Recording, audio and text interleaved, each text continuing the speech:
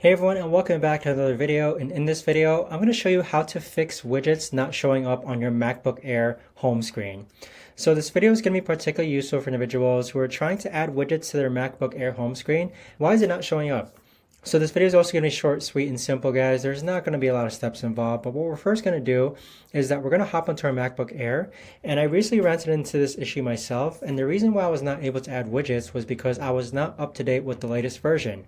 So with that, you want to click on System Settings, and then next you want to go ahead and click on Software Update Available, and you want to make sure that you're up to date with the latest version.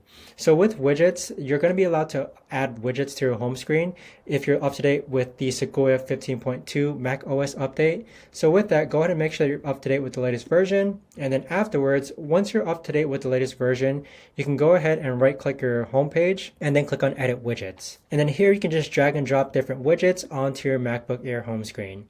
So that right there, guys, is the best and easiest way that I know of to actually go ahead and add widgets to your MacBook Air home screen. If you guys know of a better or easier way to actually do this, let me know in the comments down below.